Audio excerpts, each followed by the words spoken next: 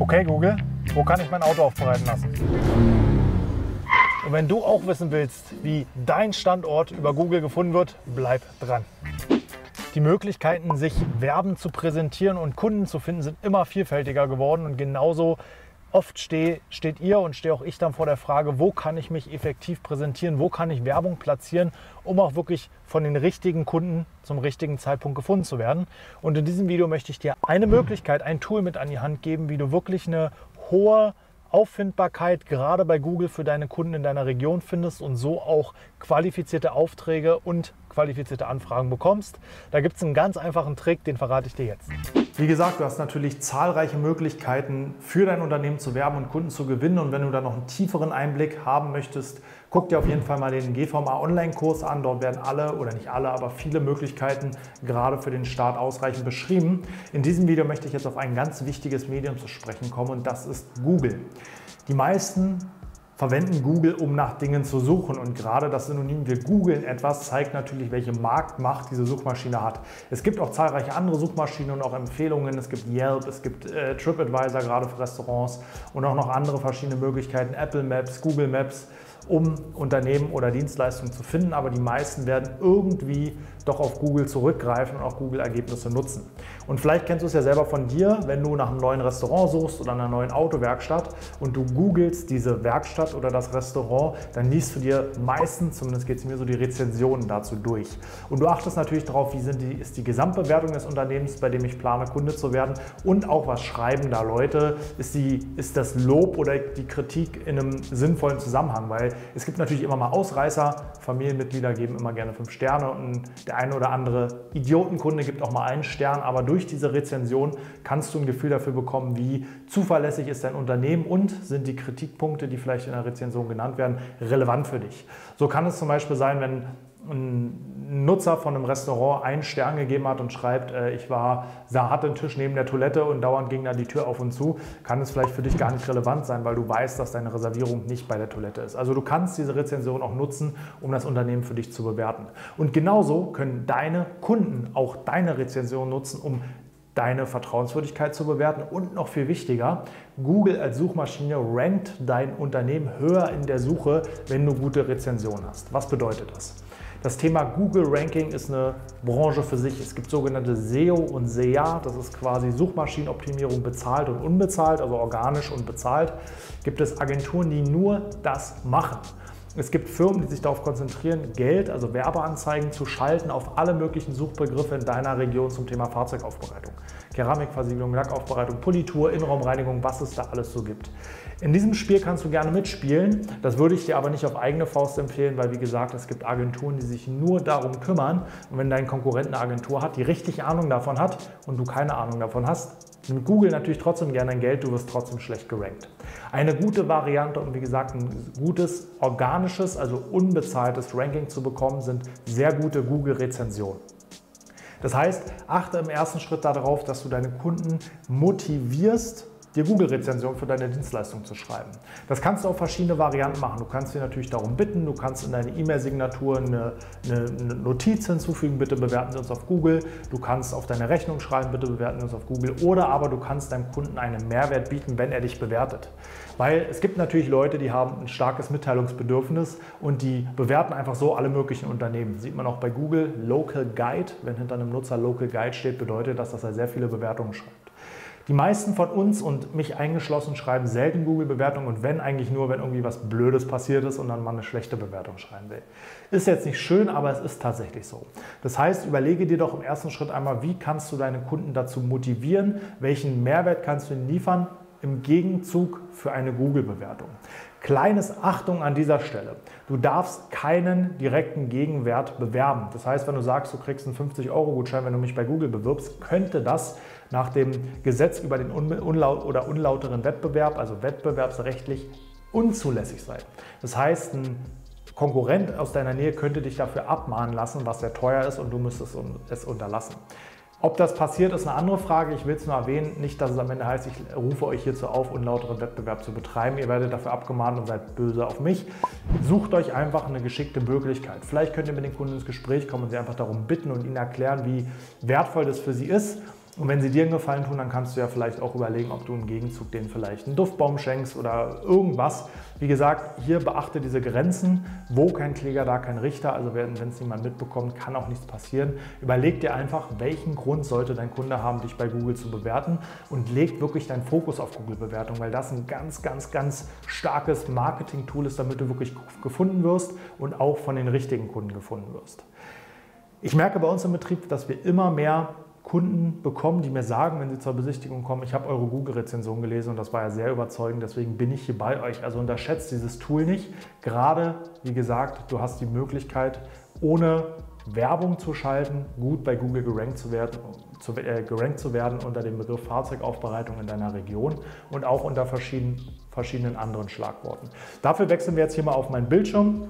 Ich habe jetzt mal die Rezension von unserem Standort in Goslar aufgerufen. Sehr schöne Bewertung, 14 Stück, noch nicht so extrem viele, aber alle 5 Sterne, 5,0. Dazu komme ich am Ende auch nochmal, ob du immer 5,0 brauchst und wie du auch mit schlechten Bewertungen umgehen kannst.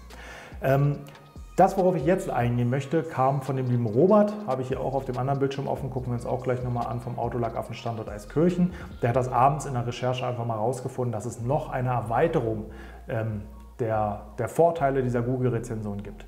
Nämlich, wenn wir uns jetzt hier mal eine Bewertung angucken, können wir einfach mal zusammen lesen, Top Service, bla bla bla, alles tipptopp. Dachte nicht, dass so viel rauszuholen ist, sieht jetzt besser aus als Neuwagen, jederzeit immer wieder gerne. Top-Empfehlung, super Bewertung, aber kein Schlagwort. Gucken wir mal weiter. Im nächsten auch kein konkretes Schlagwort. Haben wir hier noch eine, also sehr lang, und hier wird schon spannender. Ich markiere das mal, ein Auto mit empfindlichem Mattlack. Wenn jetzt das Wort Mattlack in deiner Rezension auftaucht, erkennt Google das natürlich auch und fügt es als Schlagwort mit der Wertung deiner Bewertung zur Google-Suche hinzu. Das heißt, wenn jetzt hier jemand nach Mattlack und Aufbereitung sucht, dann könnte es gut sein, dass Google dich relativ weit oben rankt, weil in deiner Rezension das Wort Mattlack im Zusammenhang mit einer Fahrzeugaufbereitung vorkam. Im nächsten Schritt sogar noch besser, Keramikversiegelung in einer Bewertung. Auch hier das Wort Keramikversiegelung verbunden mit einer 5-Sterne-Bewertung und deinem Unternehmen. Ganz enormer Vorteil für die Google-Suche unter dem Stichwort Keramikversiegelung in deinem Umkreis. Und das ist auch schon der nächste Trick, den ich euch zeigen möchte. Wir wechseln nochmal kurz zu Euskirchen. Ich habe dort einen Workshop absolviert. Erste Bewertung von Dennis H., 5 Sterne. Workshop, Fahrzeugpflege Euskirchen, Google-Bewertung 5 Sterne. Top für dein Ranking bei diesem Schlagwort Fahrzeugpflege-Workshop in Euskirchen. Achte also auch darauf, dass deine Kunden, wenn es geht, auch die Leistung mit reinschreiben, die sie bekommen haben. Wie gesagt, diese Schlagworte, die der Kunde in seiner Rezension verwendet, werden von Google berücksichtigt und gelesen. Und wenn da 5 5-Sterne-Bewertungen mit dem Stichwort Keramikversiegelung sind, dann kannst du sicher davon ausgehen, dass du sehr weit oben gerankt wirst, wenn jemand Keramikversiegelung in deiner Region bei Google eingibt. Wechseln wir jetzt nochmal zu unserem Unternehmensprofil hier im Standort Kleinmachnow. 4,9 Sterne, 177 Rezensionen. Hier wiegt natürlich die Menge an Rezensionen einfach sehr viel. Google berücksichtigt nicht nur die Bewertung, sondern auch die Menge an Rezensionen, weil natürlich je mehr Bewertungen einer Kategorie, seien es 1, 2, 3, 4, 5 Sterne du hast, desto genauer weiß Google, dass die auch nicht gekauft sind oder irgendwie dazu, Thema gekauft, komme ich auch gleich nochmal, oder irgendwie fake sind, nur von deiner Familie oder von deinen Freunden, sondern bei 177 Rezensionen geht Google davon aus, dass es wirklich echte Kunden sind, die auch diese hohe Qualität oder diese hohe Bewertung wiedergeben. Jetzt haben wir hier so eine Bewertung drin vom lieben Jürgen Bach, zu weit entfernt 3 Sterne. Dachte ich mir auch so, ja gut, danke für die 3 Sterne, dass wir zu weit entfernt sind. Ist natürlich ein Mangel unseres Unternehmens, dass wir zu weit weg sind, aber worauf ich an diesem Beispiel hinaus will, mach dir keinen Kopf über schlechte Bewertungen. Klar, wenn du insgesamt nur 1 oder 2 Sterne bei Google hast, solltest du dir überlegen, was du falsch machst, aber wenn da mal einer bei ist, ich kann euch auch gleich noch ein Beispiel zeigen, aber wie hier 3 Sterne, der zieht natürlich meine Gesamtbewertung runter und hatte ich vorher 5,0, weil es alle Bewertungen 5 Sterne sind, kann es keine 5,0 mehr sein, wenn eine nicht 5 Sterne hat. Aber das ist nicht schlimm, weil die Leute gucken sich natürlich einmal die Gesamtbewertung an und alles über 4 Sterne ist schon mal gut.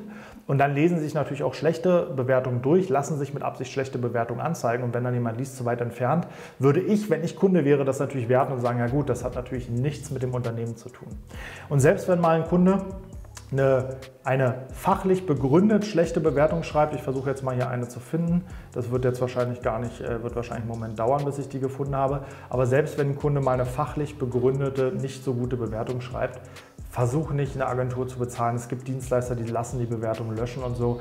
Das wirkt unseriös. Wenn ich mir Bewertungen angucke, sagen wir, ich gucke mir heute Bewertungen an und sehe 4,2 Sterne, gucke eine Woche später und sehe 5,0, dann habe ich ein komisches Gefühl, weil wer Bewertungen löschen lässt, habe ich das Gefühl, hat immer was zu verbergen. Das heißt, du kannst natürlich eine fachlich falsche Bewertung bei Google melden, aber hier will ich sagen, Google löscht so gut wie nie Bewertungen.